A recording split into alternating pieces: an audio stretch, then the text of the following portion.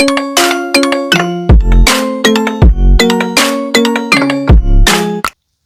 अस्सलाम वालेकुम। दोस्तों, आप लोग कैसे हैं? खैरियत से? हम यहाँ पे यूएस में जो है माशाल्लाह से अल्हम्दुलिल्लाह। ओके, आप लोगों को याद होगा मैंने आप लोगों से कहा था कि अपना मैं एयरपोर्ट वाला एक्सपीरियंस शेयर करूँगा जब मैं कराची से शिकागो आया था।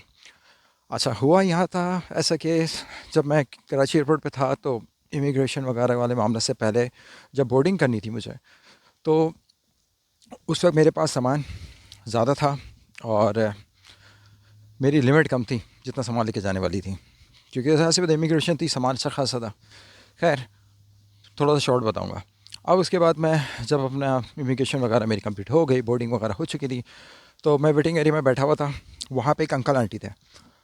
अच्छा, वो आंटी थी कराची की, अंकल भी, और वो लोग थे मेरे घर से कुछ 15-20 मिनट दूर रहते थे। समझ लो जौहर से। अब वो आयशा मंजिल पर रहती थी कहीं। मैं गुलिस्तान जौहर में रहता हूँ, कराची में। अच्छा, अब उसके बाद आंटी से मेरी सलाम दुआ हुई। मैंने आंटी से पूछा कि अंकल को क्या हुआ, क्योंकि वो व्हील चेयर पर थे और वो कुछ पैरालाइज टाइप के कुछ ज़्यादा ही लग रहे थे, मेंटली डिसेबल लग रहे थे। मैंने उनसे पूछा कि क्या हुआ अंकल को, तो उन्होंने बताया कि ये इनका एक्सीडेंट हो गया था और आहिस्ता आहिस्ता इनका दिमाग स्लो तो चला गया। अब वो सिर्फ अपना नाम उन्हें याद होता है और कुछ चीज़ें याद होती हैं, बाकी स्लो बहुत हो गए, चलते बहुत मुश्किल से, बात बहुत मुश्किल से समझते थे। एनीवेज, अब आंटी को वॉशरूम जाना था। आंटी ने बोला कि बेटा ज़रा अपने अंकल को देखना। मैंने जी आप जाएँ, खैर वो आराम से जाएँ। हो गई, फिर वापस आई कि मुझे भी जाना था, मैं भी होकर आ गया। तो हम इतना ट्रस्ट बढ़ गया था हमारे आपस में कि एक दूसरे का सामान हम लोग उन पर छोड़ के जा सकते थे, क्योंकि आप हर किसी पे इतनी आसानी से ट्रस्ट नहीं करते, क्योंकि हैंड कैरी था।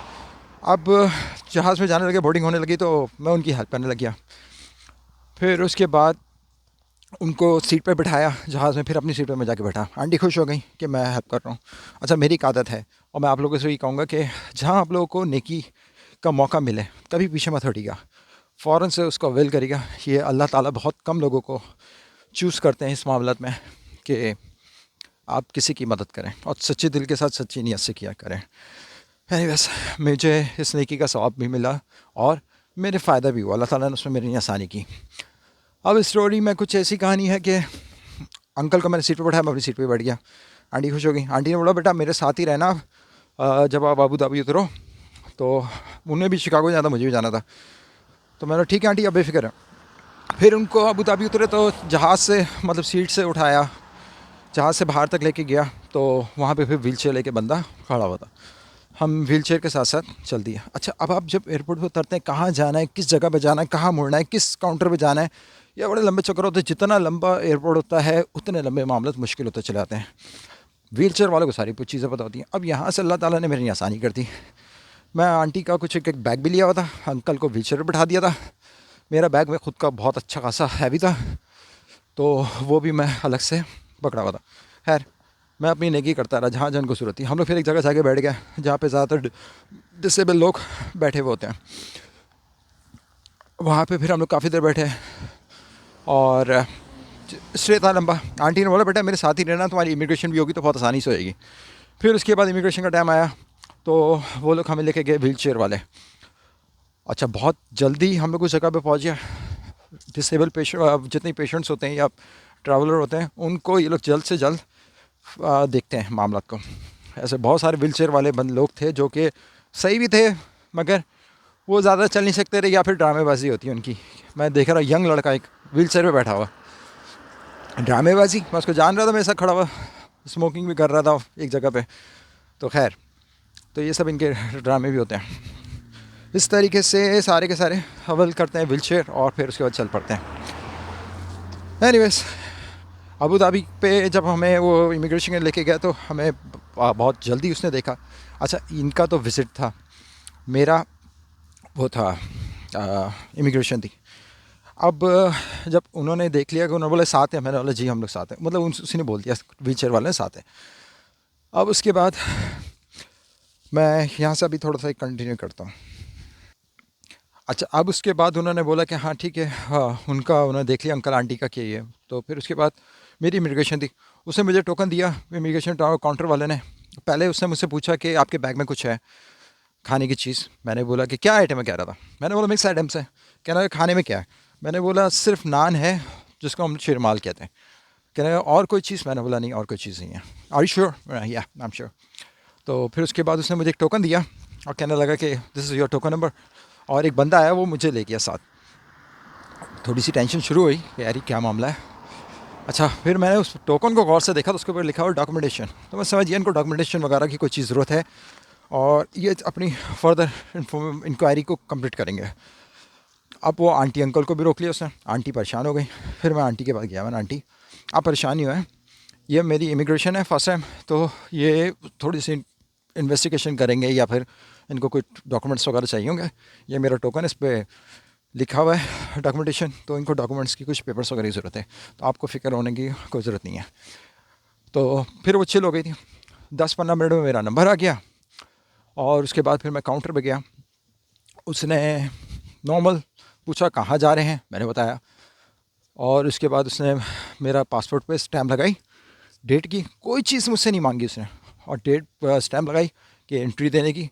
वहीं से इमिग्रेशन मेरी हो गई और बस एक दरवाज़ा खोला और हम लोग उस हॉल से बाहर निकल गए और बिल्कुल समझ लें जहाँ जहाज़ के नहीं जाना था उस जगह पे हम पहुँच गए। वहाँ पे एक लास्ट टाइम हमारी फिर चेकिंग हुई और उसके बाद चल पड़े, जहाज़ में बढ़ गया। अब उसके बाद जब शिकागो पहुँचा तो कोई ऐसा वो कुछ भी मसला नहीं था, ना इमिग्रेशन नहीं थी, ना कुछ होना था।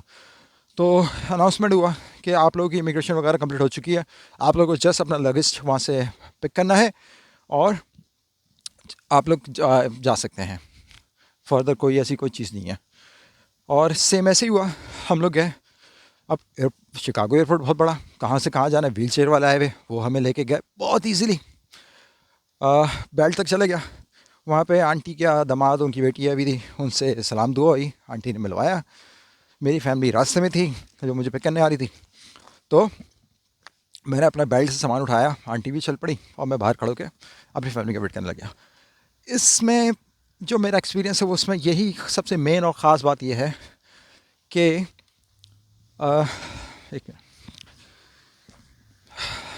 इसमें मेन ख़ास बात यही थी कि अल्लाह ताला ने जिस तरीके से मामलात की है, मेरे लिए बहुत आसानियाँ की हैं अल्लाह ताला ने। इमिग्रेशन और मुझे कोई इतनी परेशानी हुई कि यार कहाँ जाना है, किस तरफ जाना। उस वक्त आप बहुत ज़्यादा टेंशन में होते हो कि यार किस जगह जाना है, कहाँ जाना है, कोई देर ना हो जाए, कोई ये ना हो जाए, वो ना हो जाए, मैं ढूंढता रह जाऊँ, गलत जगह ना बैठ जाऊँ, फ़्लाइट ना निकल जाए। तो ये सारी चीज़ें होती हैं। अल्हम्दुलिल्लाह अल्लाह ताला बहुत अच्छा करा है। तो यहाँ तक कि आज की मेरी ये स्टोरी थी। बाकी मैं आप लोगों से यही कहूँगा कि अपने आप लोग नियत, अल्लाह ताला आप लोगों को जब भी मौका दे नेकी का, तो खुले दिल की नेकी से, नियत से इस चीज़ को अवेल करें और उस चीज़ को पूरा करें। बाकी यहाँ पे क्रिसमस की आमद आमद चल रही है। हर कोई माशाल्लाह बहुत ज़बरदस्त सजाए हुए होते हैं। माशाल्लाह इसलिए बोल रहा हूँ, माशाल्लाह मेरी बोलने की आदत ही है। वो इनका मज़हब, इनका दीन, इनका कॉन्सेप्ट। जी, तो मैं आप लोगों से ये कह रहा था कि जब भी आप लोग को अल्लाह ताला नेकी का मौका दें, आप लोग उसको ज़रूर अवेल करें और अच्छे से करें, ताकि अल्लाह ने कोई तो मकसद होगा जो आपको इस नेकी के लिए चुना है। और अल्लाह बहुत कम लोगों को ये मौका देता है। मुझे दिया अल्हम्दुलिल्लाह, और देता रहता है। और अल्लाह नियत जानता है हम सबकी। तो बाकी दोस्तों, आप लोगों से ये सारी इन्फॉर्मेशन तो शेयर हो गई है। बाकी इंशाल्लाह जल्द मैं डॉक्यूमेंटेशन की वीडियो बनाऊंगा, क्योंकि यहाँ थोड़ा सा मसरूफ़ चल रहा हूँ आजकल मैं, वेदर की वजह से भी और कुछ चीज़ें और भी मेरे कुछ मामला चल रहे हैं। जैसे जैसे जो जो चीज़ें होंगी मैं आप लोगों से शेयर करता रहूँगा इंशाल्लाह। सबसे पहले डॉक्यूमेंटेशन वगैरह कर दूँ, क्योंकि लोग मुझसे बहुत ज़्यादा फ़ोर्स कर रहे हैं कि मैं जो डॉक्यूमेंट्स वगैरह, जो डॉक्यूमेंटेशन के मामला थे उसमें मैंने क्या मामला किए है, किस तरीके से, क्या उनके पेपर्स की ज़रूरत पड़ेगी, क्या एक्सपीरियंस था, तो वो चीज़ मुझे उनसे शेयर करनी है। उसके लिए जल्द से वीडियो बनाऊँगा इंशाल्लाह।